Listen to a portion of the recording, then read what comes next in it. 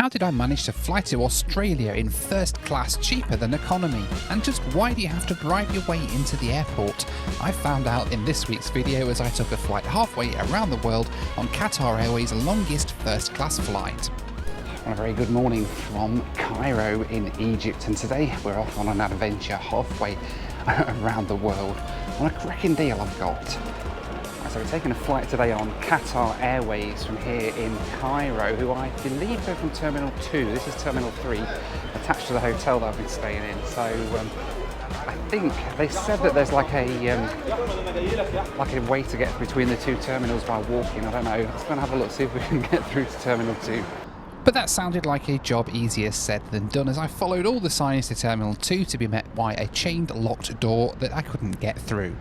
So it's not in there then, that door's chained shut. Yeah, it's a good job I've left plenty of time for this flight, isn't it? I thought 4 hours, it's going to be way too long. It should take me most of that to get to the right terminal, I think. Finally I made it to the right terminal, but when I got to the security checkpoint to enter the terminal, it turned out that getting in would involve a good old exchange of some old-fashioned US dollars. Right, well, this so far is one of the most bizarre experiences I've ever had. I've never had to bribe my way into an airport terminal before, but today seems to be the day here in Cairo. Apparently I'm slightly too early for check-in for my flight. It doesn't open for another hour. But he said he for security reasons they wouldn't normally let me in, but for a couple of US dollars he would let me in anyway. So I was like, okay, gave him a couple of dollars and he let me through to the security checkpoint, where I got another guy who said, oh yeah, I'm sorry, for security reasons you can't come in just yet, it's too early for another hour. And I said, well, he said it was okay, and he goes, oh well, give me a couple of dollars and I'll let you in. I'm like, really? So yeah, getting off to a great start this is. So I'm in the terminal at least $4 lighter, but hey, I've got quite a few in my wallet, so hopefully we'll get through security eventually. I don't know how much it's going to cost me, but we'll get there in the end. Eventually it was time to check in, and it seemed that the nation that built the pyramids were finding it a little trickier to erect the tensor barriers. They eventually got it sorted though, and I was able to check in.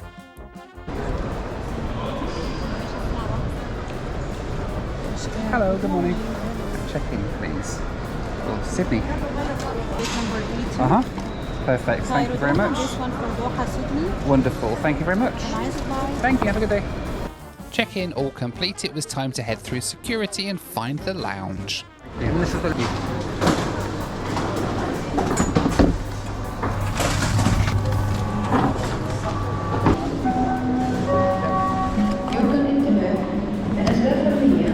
the lounges at Cairo were hidden away down a corridor just after security, but I eventually managed to find the right one, the Ahlan Premium Lounge, which was a bit better than the Egypt Air Lounge I had the displeasure of spending time in last time I was here. Thank you.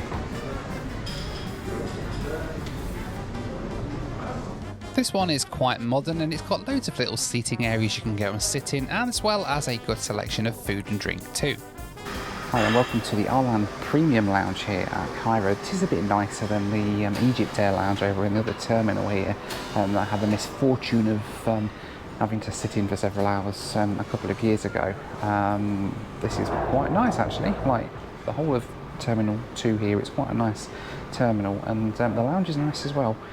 If you can deal with all the sort of bureaucracy and everything involved with flying from Cairo, it's a bit of hard work trying to get this far through the terminal, but there is a reason I'm flying from Cairo, and that reason is that flights typically in premium cabins are so much cheaper from places in this part of the world. That's why you see so many trip reporters flying from airports like Cairo and Tunis, because this is where all the cheap flights through the Middle East sort of originate from. If you want to get a long haul cheap flight, fly from Cairo or fly from Tunis. Alright then, time to head to the gates and get on our way out of Cairo.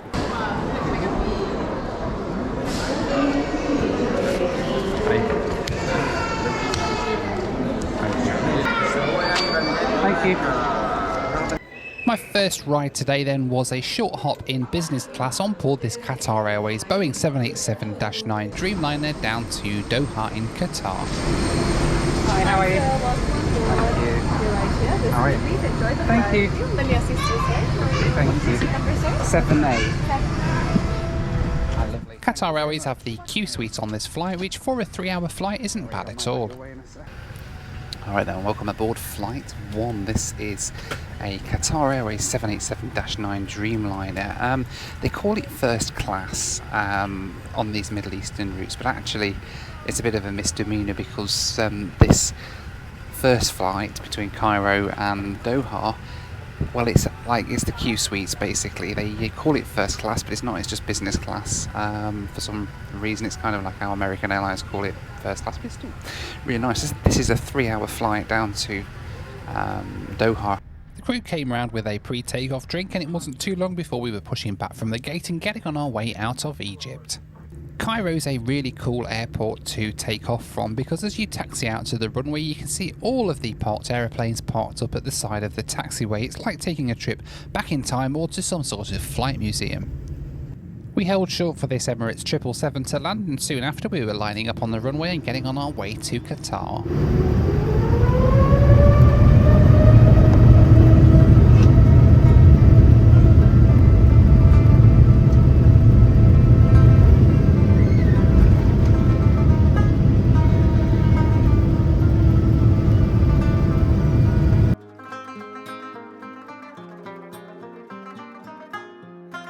My first flight today took me east out of Cairo to cross Saudi Arabia and drop down into Doha, Qatar. Flight time today 2 hours and 36 minutes, cruising at 41,000 feet.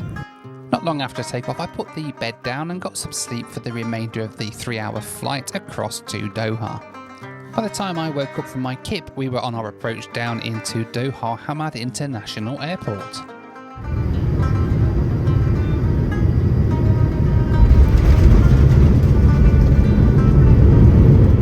We landed at Doha and ended up parking on a remote stand, which wasn't ideal, but I do have to say that the first class buses they have here in Doha are pretty sweet indeed.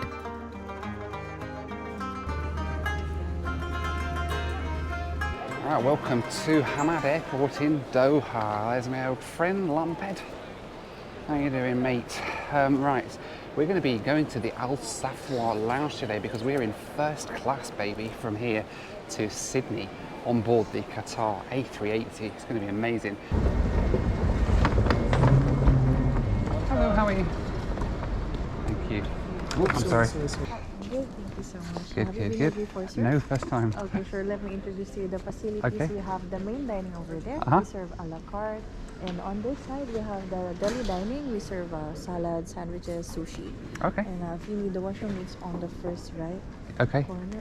The Al Safwa Lounge is pretty cool indeed. It's absolutely massive and it's like walking through some sort of museum. It's absolutely beautiful. My first port of call was to go and grab a shower before I headed to the lounge and got something to eat.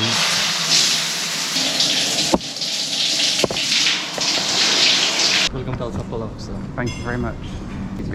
Thank you. You're welcome. This lounge is proper nice. It's massive and there's like nobody here. It's really surreal. I figured I'd have a shower, which I've just done. The showers here are really nice. I've come to get some food because I'm going to eat my dinner now. And the plan is that then when I get on the plane I can just sleep for a bit and then have my dinner later on in the flight, hopefully, if that works out. So I've gone for the steak. It's a Wagyu beef steak. It looks really nice. They wouldn't cook it rare, unfortunately. They said that they're not allowed to because of like the regulations in Qatar or something. They can't cook rare meat apparently. But anyway, it's medium rare.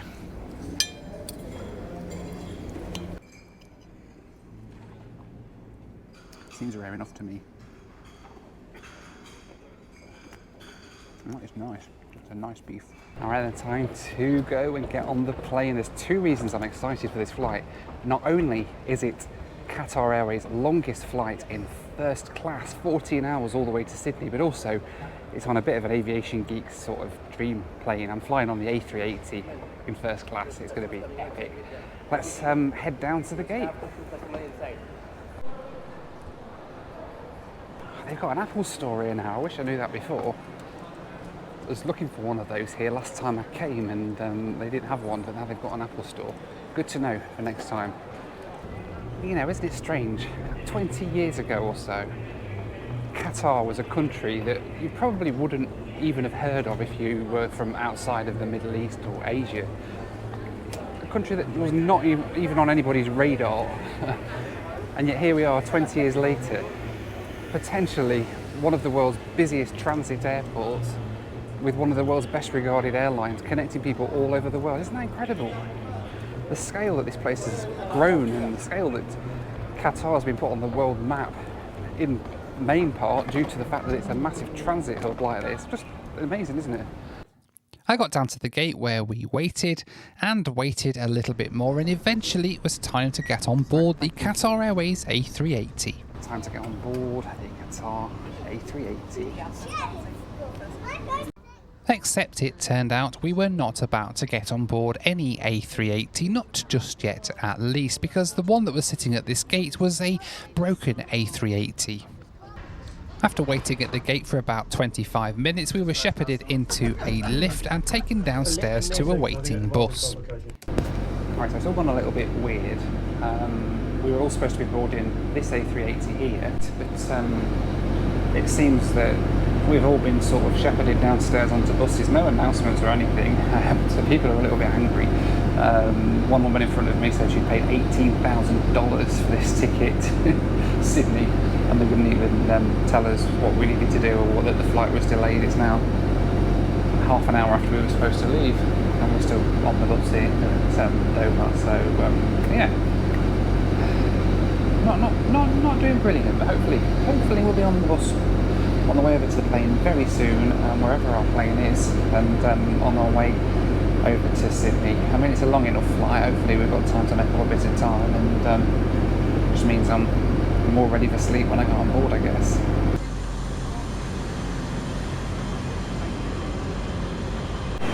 Alright, now let's try it again. Now it's time to board the Airbus A380. I'm steaming up. It's too hot.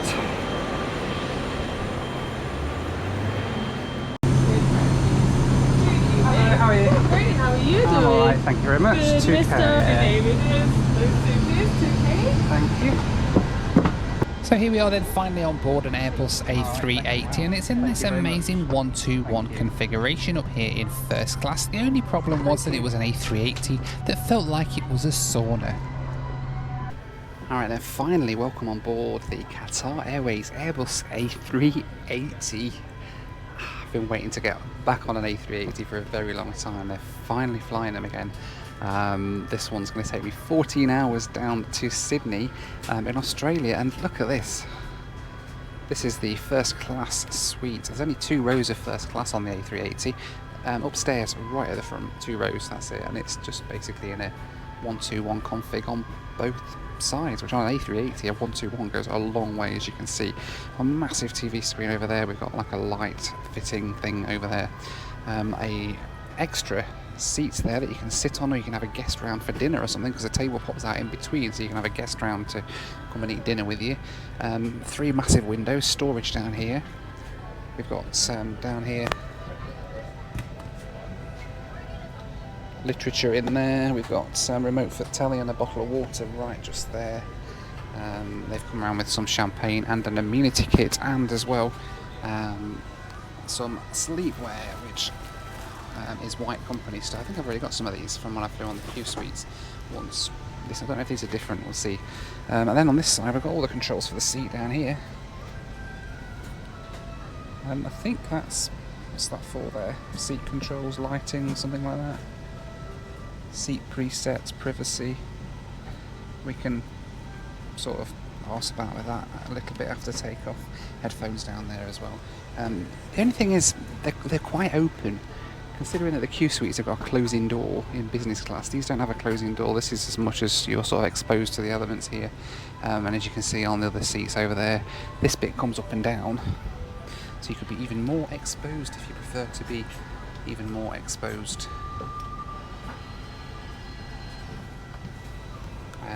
So that's that.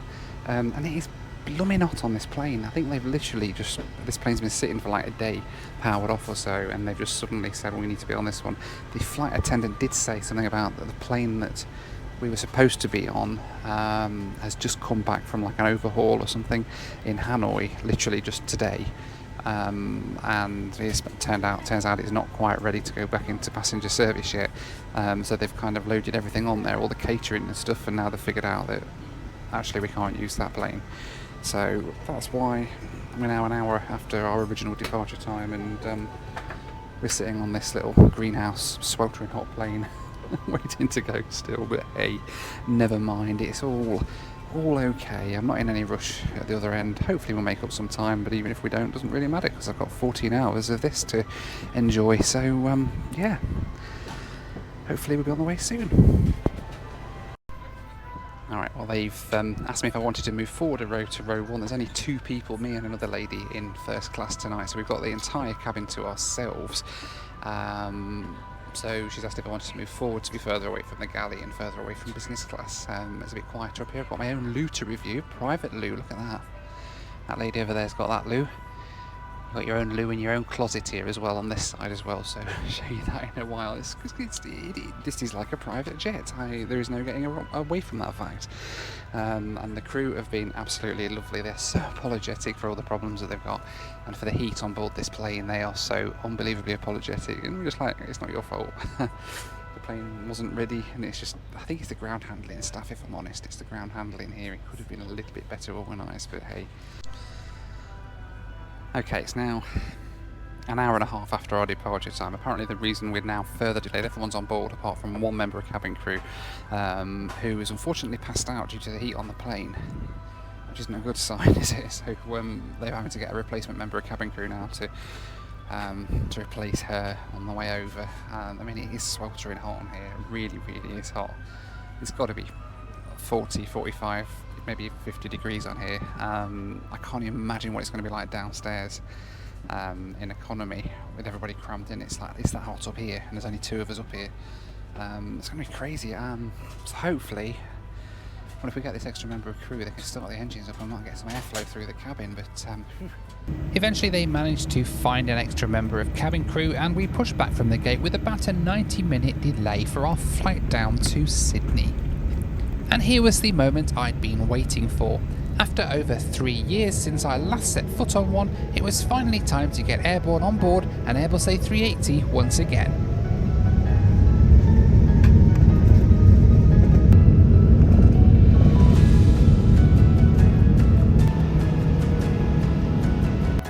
Our route tonight then took us east out of Qatar to cross the UAE into the Arabian Sea.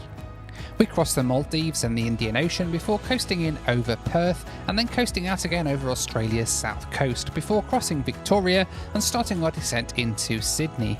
Flight time tonight was 13 hours and 14 minutes, cruising at 35, 37, 39 and 41,000 feet. It's time for the Noel Phillips Loo Review. alright, so the crew have started their turn down service to actually make my bed up, so I thought I might as well use this opportunity to come and do a loo review. And what? This is like, look at the size of this loo. This is incredible. This is my loo, by the way, for the entire flight. There's just 2 of us in first class. I've got this one, the other lady's got the other one. This is me bog, my private loo. So welcome to my loo. Where is the actual toilet? Is it under here? Hang on. What the... What? That's crazy. Have we got... Hang on, what's this one? Is this another loo? Hang on, what's this one? Oh no, it's just storage. Toilet roll. We've got some wilting flowers. I'm not really surprised given the cabin heat, but look at this lot here. The sink and everything, isn't that amazing? Look at the size of this, man. I was absolutely not expecting this. We've got, what we got? Plug adapter, plug socket there. An actual working fan, is it? Oh, it does. It's more than we've got in the cabin. It's quite good. We've got tissues, we've got toiletries. What are they? Diptyque, the same as the amenity kits that we've got. Same brand of that. Coat hangers and stuff. What's this door here? Do I dare open it? What's in here?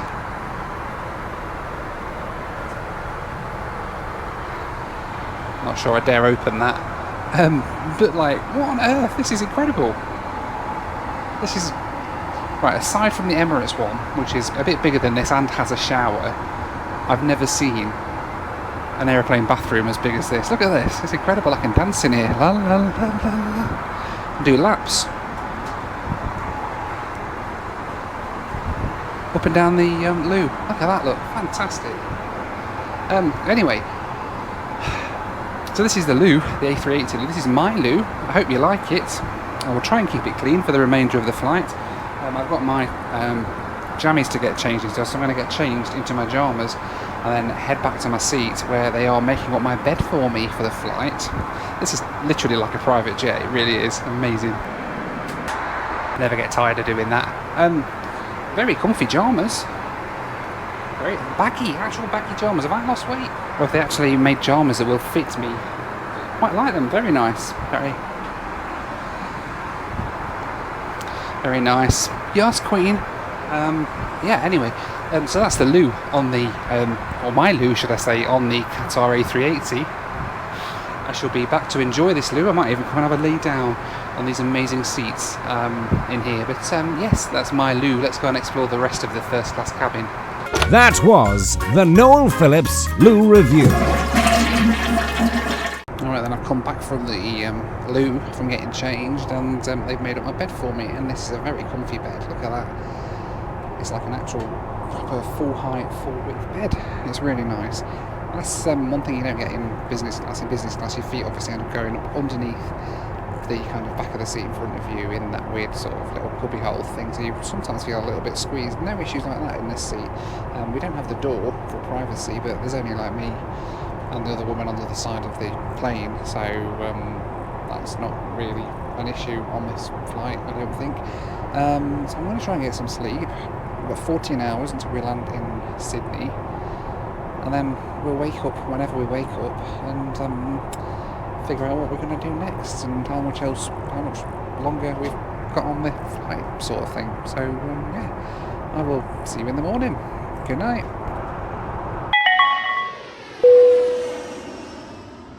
Thank you to this week's video sponsor, Surfshark, who always come to the rescue whenever I want to watch some British TV when I'm travelling. Surfshark is a VPN provider, and what that means quite simply is that you can use their software to connect to the internet from anywhere in the world and make it look like you're just at home, which has some really good benefits. For instance, I could be sitting here by a sunny pool in Vietnam and watching some Top Gear on my phone. It lets me watch EastEnders here in the middle of the Australian outback. Oh yeah, I'll have a Castlemaine 4X, please mate. Cheers. Surfshark even lets me catch up with Only Fools and Horses while I'm here in New York. Now Surfshark are offering you a massive 83% discount plus 3 months free when you use my promo code Noel Phillips at the link on the screen now. What are you waiting for? Even Baby Shark approves. Well, good morning. From 5-6 hours into the flight now. We are well out over the Southern Ocean at the moment, sort of halfway between India and Australia, effectively, or halfway between the Maldives and Australia, with south of India and Sri Lanka at the minute, just out in the middle of nowhere. But I managed to sleep for about 5 hours, which I was quite happy with actually, because I'm thinking we're going to be arriving in another 8 hours, which means by the time I get to the hotel it'll be 10 hours, maybe 11 hours, and then I've got time to do a little bit of work or something before I go to bed, and it kind of hopefully will all work out well into Sydney. So far, I have to say the flight is absolutely amazing. This really is like flying on your own private jet, albeit on commercial. Obviously, ground experience, not necessarily private jetish. The ground experience that we had down in Doha, but to be honest, the crew have been absolutely wonderful. The purser came round just now. Apologised profusely for the fact that she wasn't able to come and speak to me personally, and the other lady in first class before we took off, because apparently there were just a lot of angry people in business class that they had to go around and speak to individually, which I understand. I mean, there's no need to take it out on the crew. It's not their fault. They're doing everything they can, and I'm sure they don't want to be in this situation either. So yeah, it's a bit crap that they've been taking some flack from people, but I guess at the end of the day they're the kind of people that passengers have got contact with, aren't they? So they're the only ones that people are going to take it out on, which is sad, really, because they're just trying to do the job. But hey-ho, I've just had a cup of coffee, trying to wake up a little bit. I'm going to try and get some work done, I think, in a little while.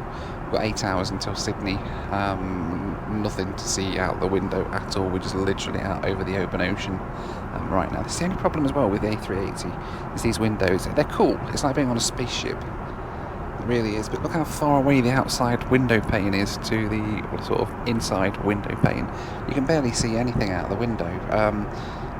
It's cool in a way. It's like being on a spaceship. I do like it from that point of view, but in terms of trying to film out the window, it's a bit annoying because you can't really see out. But it's pretty cool nonetheless. All right, now I asked if I could have something to eat for my breakfast. Now I've woken up. I didn't expect all this. Look at this.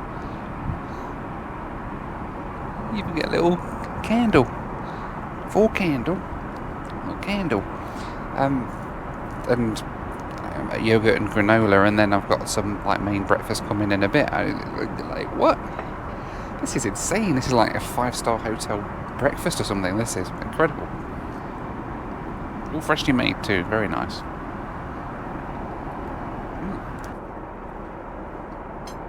Wonderful. Thank you.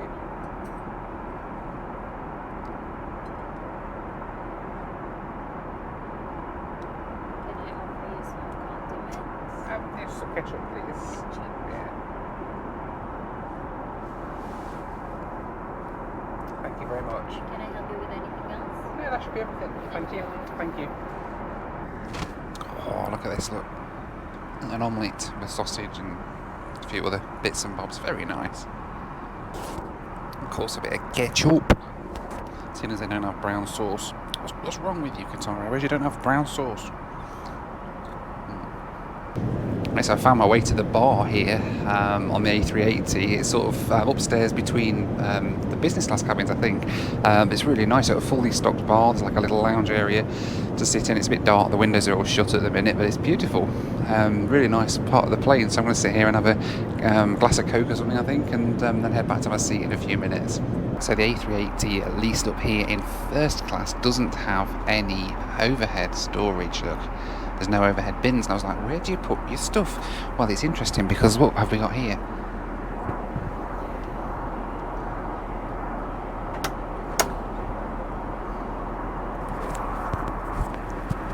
So each seat has one of these in here, so you can like put your coats and stuff in there. But also there is a closet here that you probably can't see, but that's where all the bags are. Just in front of your seat. It's quite nice. Then you got the bathroom obviously through here as well. The stairs down to the downstairs, the lower deck of the A380. There's my bathroom obviously, and there's the other lady's bathroom there. There's the flight deck at the bottom of the stairs. And that's it, really. Very nice. So you know what, here is the coolest thing about this flight that I'm taking today in first class. This flight from Cairo to Sydney in first class, remember, on the Qatar A380 has cost me just $1,500 US, or around about 1,100 British pounds.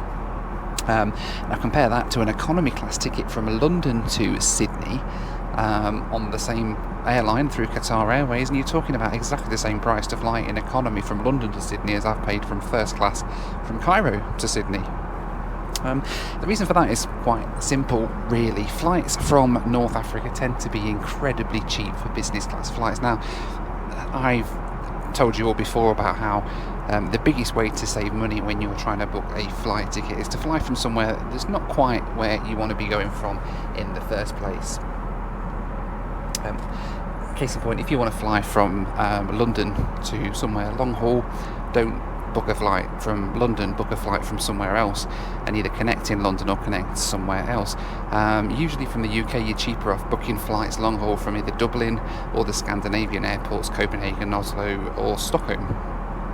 Or even like Budapest. A lot of times you get cheap flights from there as well. even if you want to fly on British Airways business class, you are usually cheaper booking a flight, for example, from Dublin to New York with a connection in London than a straight London to New York. You pay a lot less money for that because you've got the inconvenience factor of having to connect in London. Anyway, flying from different airports clearly is a way to save a bit of money. Flying from North Africa is a whole lot more extreme, not only in terms of it's a bit more tricky to get to North Africa, obviously, than it is to Dublin or just to Copenhagen or somewhere, but it's also a bit more extreme in terms of the amount of money you can save, because flights from North Africa are just crazy cheap a lot of the time. The downside being you have to connect in North Africa. And it's not always an easy experience connecting through like Tunis or Cairo or places like that. It can be a little bit more fun, let's just say. Not quite as luxurious as you might get flying through Heathrow Terminal 5 or something like that. But hey, if you want to save money on a long haul trip, this is the way to do it. And I'm not being funny. I've paid the same amount of money for this flight as somebody in economy flying from London. The lady sitting opposite me over there, she's paid $18,000 for this ticket because she booked it starting in Paris rather than from Cairo. 18 grand, that's like 18 times what I've paid for this ticket. Unreal, really. We're in the same seat on the same plane, going to the same destination, except mine's an awful lot cheaper. And there's Australia. Just coasting in overhead. Perth, Australia, Western Australia. Is it 3.5 hours left to go? I do have to say that the place names in Australia are pretty cool. After flying over Cape Knob, we flew over the town named after me, Bald Head. Alright, we've got a couple of hours till we land in Sydney, and it is lunchtime, and for my starter today I've gone for caviar, but only because it comes with salmon. I'm not a massive fan of caviar, and last time I had caviar on the train in Russia, everybody told me I was doing it wrong, so I apologise if I'm doing this wrong. I don't eat caviar very often. I'm not a caviar-y person. I'm more like fish and chips than like caviar, if I'm honest. Anyway, let's I don't even know what these things are. What's this? It's like a little bag of something. Oh, it's a lemon. Ooh, how odd. A lemon in a bag. I've no idea what them things are. That's Melba toast, apparently. Let's see what we do with this. We've sort of put a few of them on there, right? And then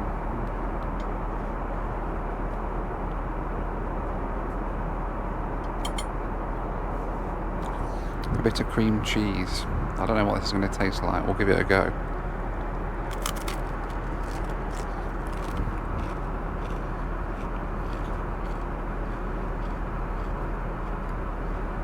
It does taste better when it's on toast as opposed to just on its own. I think that's what I did wrong last time. Still don't really get the fascination with it though. Alright, main course has turned up, and I've gone for the beef massaman curry. I do like a nice massaman curry. Yeah, it looks quite nice. Let's get tucked in. Oh wow, holy wow, that is amazing. That is proper nice. Hey, sorry, you're right. It's alright, sir. Yeah, perfect, thank you very much. You're welcome. This is our boarding Okay. for the first class. Perfect, thank you. Yes, of course, thank you. I don't know what I'm doing with this, but I'll... If you're gonna like it, It's nice, thank you. Yeah, it's perfect, thank you very much. you're welcome. They recommended this Bordeaux, apparently exclusively for first class. I don't know what the difference is from a normal red wine that you get in a box, but hey, we'll try it.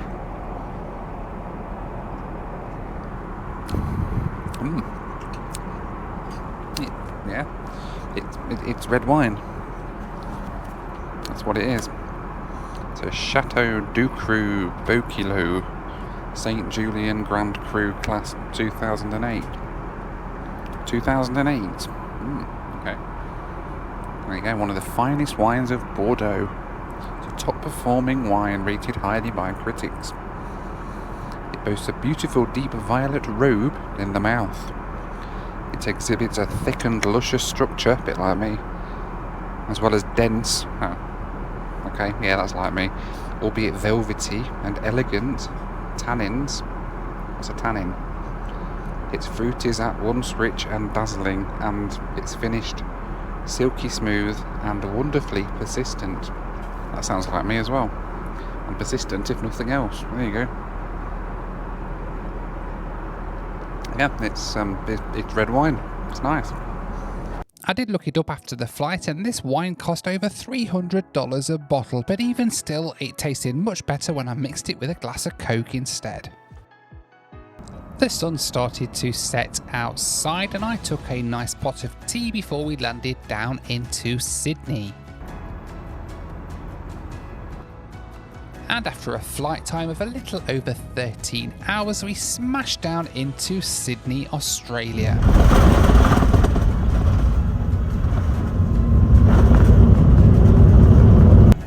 Ladies and gentlemen, welcome to Sydney, where the local time is 6:20 in the evening. Please stop and the signal sign is switched off. Please take care. Ladies and gentlemen, in order to...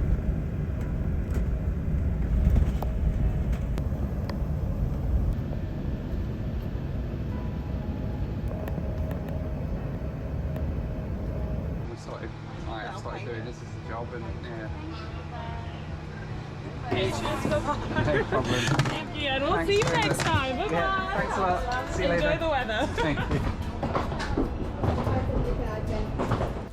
With a British passport, entering Australia is super easy. You just scan your passport in the machine and you're let straight through into the country. Alright, welcome back to Australia. I seem to be spending half my life here at the minute. Finally off the plane after we ended up having a bit of a delay with paperwork, but hey, never mind. Right, let's go and find me Uber and get on our way downtown. Yes, how are you? And 15 minutes later, after driving into downtown Sydney, I'd arrived at the Marriott Hotel, which was my home for the next couple of nights. Hey, right. Welcome back to Sydney. It feels like a second home at the minute. I'm here like all the time. Oh wow, the bridge is all lit up over there. Look, I don't know whether you can see it over there. Look, hang on. There's the Harbour Bridge all lit up. Wonderful. Right, well, here we are then in Sydney. Made it, albeit delayed with Qatar Airways, but a great flight nonetheless. On their A380 in first class. What an amazing experience that was. I quite enjoyed that, and a nice change from the last time I was in Sydney when I arrived on Jetstar. I'll pop that video on the screen now. That sort of shows the contrast of what I do, really, doesn't it? So I'm like, 1 minute I'm flying in low-cost airlines, and the next I'm sort of doing a bit of an antidote and flying in the most luxurious planes, and just, I don't know, I just like doing that because it sort of helps me to see both sides of it, like the kind of low-cost element and the cheaper airlines and the more sort of run-down airlines. Well, they kind of keep me grounded a little bit more versus the really luxurious ones, which are a nice sort of like counterbalance to it, do you know what I mean? So you can actually appreciate it a bit more.